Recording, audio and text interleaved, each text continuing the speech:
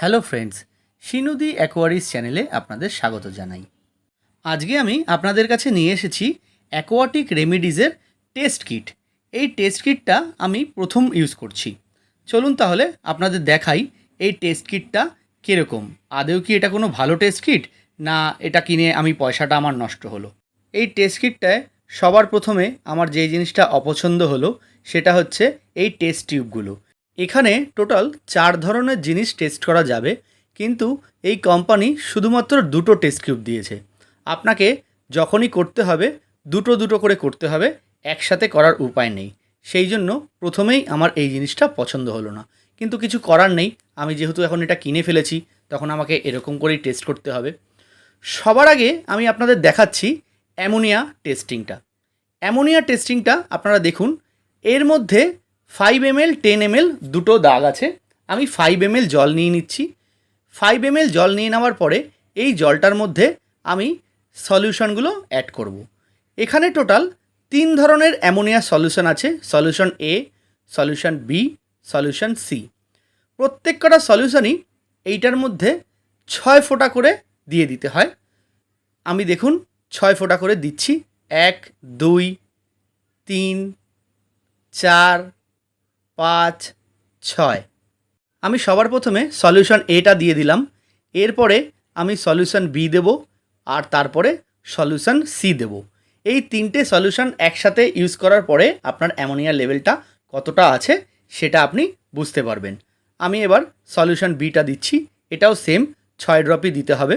তারপরে আবার 3 নম্বর যেটা আছে সেটাতেও আপনাকে 6 ড্রপ দিতে হবে। এই সলিউশনটা যখনই দেবেন তখন একটু সাবধানে দেবেন, কারণ 6 ড্রপের বেশি বা 6 ড্রপের কম যদি হয় তাহলে কিন্তু আপনার অ্যামোনিয়া লেভেলটা উল্টোপাল্টা দেখাতে পারে।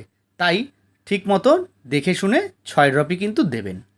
আমি দেখুন 3 নম্বরটা এবার দিয়ে দিচ্ছি। 3 নম্বরটাও আমি 6 ড্রপ দেব। এবার 3 নম্বরটা আমার 6 ড্রপ যখন দেওয়া কমপ্লিট হয়ে যাবে, আমি এটাকে হালকা নাড়িয়ে নেব। নাড়িয়ে নিয়ে 3টে সলিউশনই একসাথে মিশে যাবে জলের মধ্যে। এবার আমি এই সলিউশনটাকে ভালো করে ঝাঁকিয়ে নিয়ে কিছুক্ষণের জন্য রেখে দেবো। তারপরে আমি আমার কালার চার্টটা বের করে ওখানে আমি টেস্ট করব। তার আগে আমার কাছে আরেকটা যেটা টেস্ট টিউব খালি পড়ে আছে, আমি সেটাতে নাইট্রেট লেভেলটা চেক করার জন্য ওই সলিউশনটা ব্যবহার করব। যেহেতু আমার কাছে 2টো টেস্ট টিউব আছে, সেই জন্য সবার প্রথমে আমি অ্যামোনিয়া আর নাইট্রাইটটা চেক করব, আর দ্বিতীয় যখন টেস্টটা করব সেখানে আমি পিএইচ ভ্যালুটা চেক করব। সেম একই প্রসেসে আবার আমি আমার অ্যাকোরিয়াম থেকে 5 ml জল তুলে নেব। জল তুলে নেওয়ার পরে নাইট্রাইটের যে সলিউশনটা আছে সেই সলিউশনটা 5 ফোঁটা দেব। এই 5 ফোঁটা দেওয়ার পরে আমি নাইট্রাইট আর অ্যামোনিয়া লেভেলটা চেক করব আমার কালার চার্টের সাথে। সেম একইভাবে 5 ml জল আমি অ্যাকোরিয়াম থেকে তুলে নিলাম। এবার এই 5 ml জলের মধ্যে আমি নাইট্রাইটের সলিউশনটা 5 ফোঁটা মিশিয়ে নেব। এইটা মেশানোর পরেও সেম একই প্রসেসে হালকা করে ঝাঁকিয়ে নিয়ে রেখে দেব।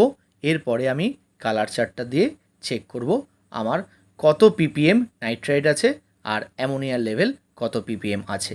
আমি ভিডিও শুরুর আগেই বলেছিলাম যে আমার কাছে শুধুমাত্র 2টো টেস্ট টিউব আছে, তাই একসাথে আমি 4টে জিনিস চেক করতে পারছি না। আমার দুটো জিনিস করেই চেক করতে হবে। এবার আমি আপনাদের দেখাচ্ছি আমার কালার চার্টটা। এখানে পিএইচ ভ্যালু ওয়াইড রেঞ্জের একটা আছে, পিএইচ ভ্যালু ফ্রেশ ওয়াটারের একটা আছে, নাইট্রাইটের একটা আছে, আর অ্যামোনিয়ার কালার চার্ট আছে একটা।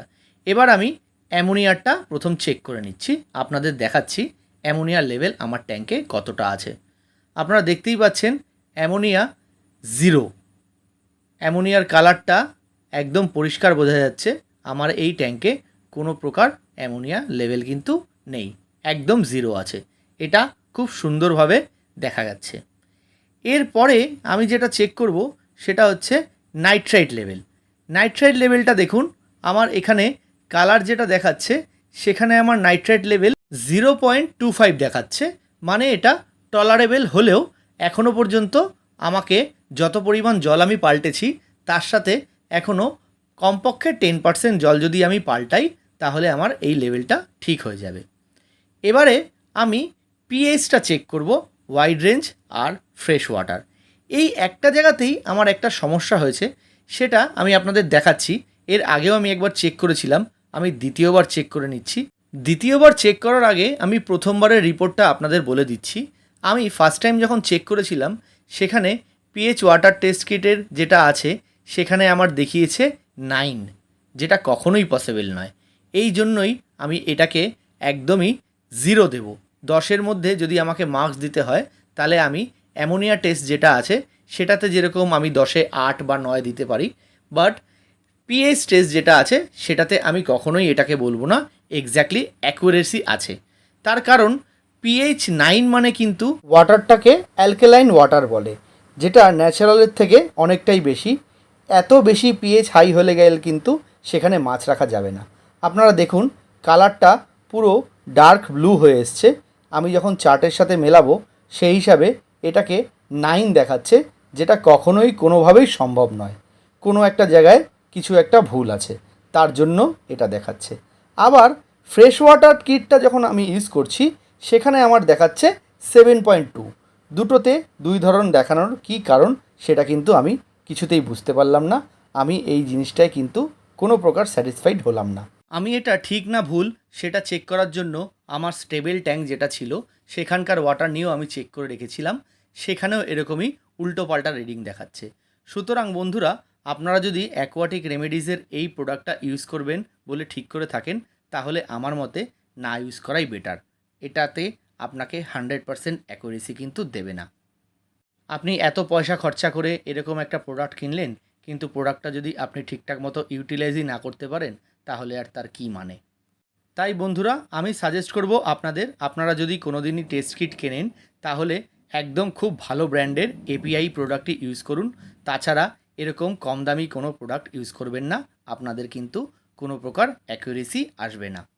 তাই এই ধরনের কম দামি অ্যাকোরিয়াম টেস্ট কিট কেনার আগে আপনাকে একবার হলেও ভেবে নেওয়া উচিত, যেখানে আপনার হয়তো দুটো জিনিস ঠিক দেখাবে আর বাদবাকি দুটো জিনিস কিন্তু ভুল দেখাবে।